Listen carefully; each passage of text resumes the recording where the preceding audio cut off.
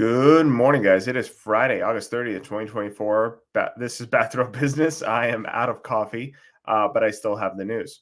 So it's the holiday weekend, and I will not probably be doing a video on Monday, probably even not on Tuesday, because I know usually after a holiday weekend, work is usually crazy, but we'll see. Maybe you'll see me on Tuesday if something crazy happens. So I've got a number of stories for you guys. I'm going to share some interesting ones that I think affect the market at a greater area than just like local news, like sometimes like I focus. So let's jump into it. So PCE numbers came out today. So the PCE numbers came in positive. Now I'm going to highlight a couple of things. So the Fed's favorite inflation gauge, PCE, which is I believe it's the production consumer expenditure. I believe that's what it stands for. Let's see if that's right. Personal consumption expenditures, which rose 0.2% for the month and was up 2.5% from the same period a year ago. So essentially, it's saying inflation was 2.5% from from this point last year, July to July. Now, there's a couple things in here I want to highlight. Excluding food and energy and housing, PC increased to 0.1% on the month. As other inflation components ease, shelter has proven to be stubborn again, 0.4% in July, according to Friday's report. So why this is an important figure. So shelter, this is both an average of real estate purchases, so mortgages, and also rents. So the 0.4% increase is just June to July. And these are the increases that are sticky. So while food, energy, they can change, the 0.4% becomes sticky because those are rates that are locked in on contracts on a month-to-month basis, whether that's a mortgage or whether that's a monthly rent. So this is the one that I feel is most concerning, and this is why I say that inflation isn't as low as reported. Food, energy, those can be the results of supply chains. In fact, increases could be the result of supply chains, like if there's a Houthi attack in the Red Sea and now ships have to go around the Cape of Good Hope, all of a sudden products can increase in price, but the second that becomes more stable, they can decrease in price. It's an inflationary pressure, yes, but it's one that's based on the supply chain that can be augmented as we go. The housing issue is not, because that's locked in on contract. That's locked in on a set term, and it's only going to increase year after year. So that is one I find very disturbing. The other one I didn't like is personal income increased 0.3%. Now, obviously, I have nothing against personal income increasing. However, the problem is this is a month-to-month basis, so that we are again seeing rises in wages. A rise in wage is sticky because no one is going to take a lower wage in the future. So this is, again, an inflationary pressure that I feel is being underplayed.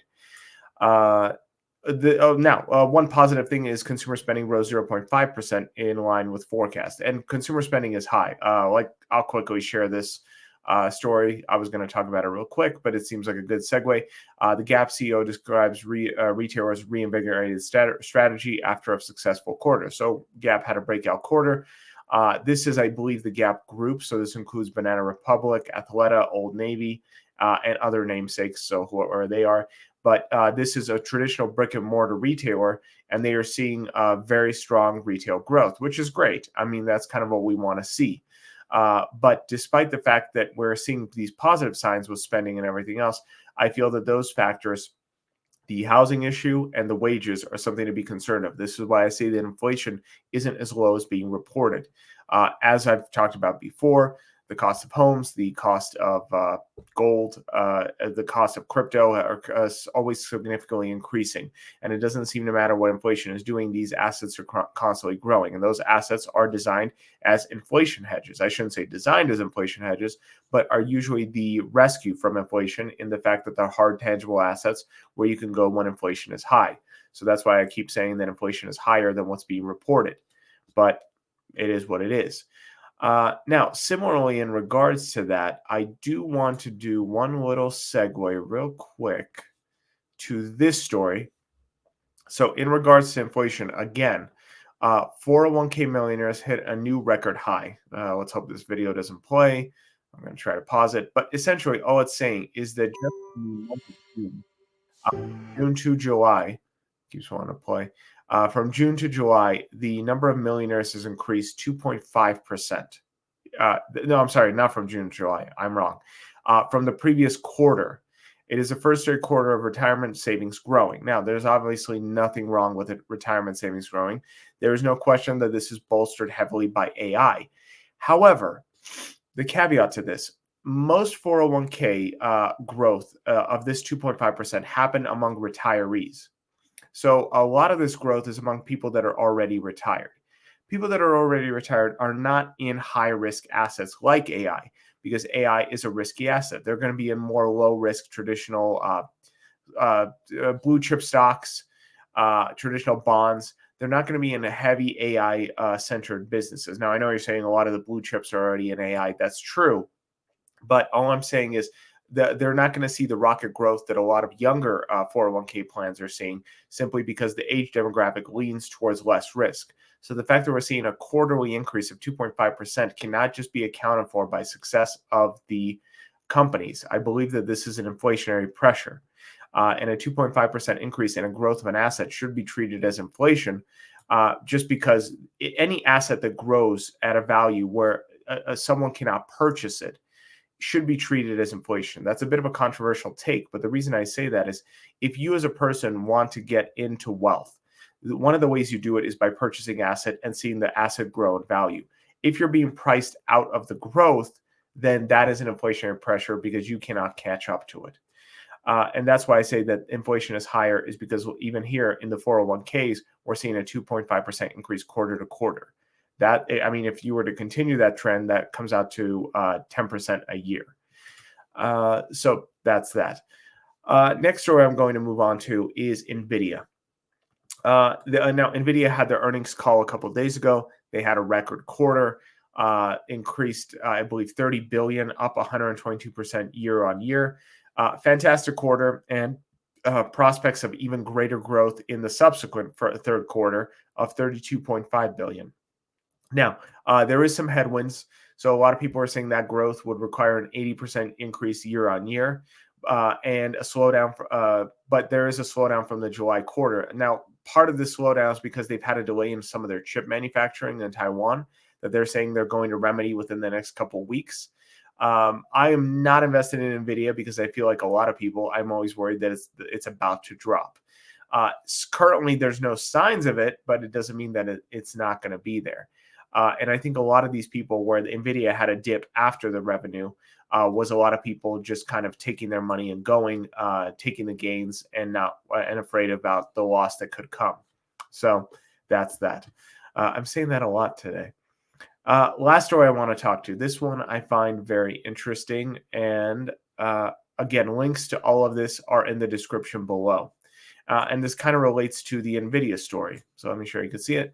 So this is a video. It's about 10 minutes long. I do recommend you guys watch it if you have the time for it. It's essentially talking about data centers and the need for data centers. So data centers, there are about 2,800 data centers in the United States. We are the leader in data centers globally. The next closest is the United Kingdom with less than 400. Now, this isn't surprising. We have a lot more land than the United Kingdom. We also have a lot more infrastructure as far as energy, et cetera. And this article talks about how the need of data centers is increasing, especially as year after year, more and more things are moving online. But even if that wasn't happening, the need of AI for data centers is a hunger that cannot be satisfied.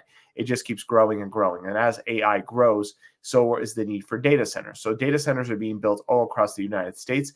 A lot of people are complaining because they consider them eyesores. It's also the problem that they're raising real estate values. Now, that real estate value doesn't need to be a bad thing because it's happening sometimes in a lot of areas that are not traditionally looked at by Silicon Valley. I honestly think that this could be a good thing for a lot of these rural areas because it's bolstering their local economy. It means additional tax revenue, and it means increase in infrastructure because a lot of times why they're going to these centers is large plots of land near easily accessible power grids. And that ends up being a lot of places like Virginia, Boise, Idaho, parts of Nevada. So a lot of these areas are getting revitalized. And because of that, they need to pull tons of data, tons of fiber optic into those areas. So essentially, they're revitalizing those areas with access to a lot of infrastructure for good data. So I think this is a good thing. Now, the downside is, of course, property taxes, and the downside is it can be a little bit of an eyesore. But I think this is one of the few scenarios where we see Silicon Valley benefiting somebody other than who's in the San Francisco Valley. I feel like this could be a good play, and I think this could be a good investment for anyone looking to invest in real estate, simply because all you need to do is go to ChatGPT, ask where are the current where are the current infrastructure data centers being built, and a lot of it are in rural areas where the land is still cheap.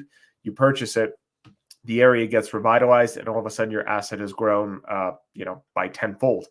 In fact, in this story, it talks about a data center private equity owned data center that purchased the land from someone who had originally bought it for about 8 million 3 or 4 years ago, and now sold it to the private equity firm for about 90 million. So, very fascinating story, very interesting take, and I would recommend, if you have the time, listen to the full 10-minute video. I think you will not be disappointed.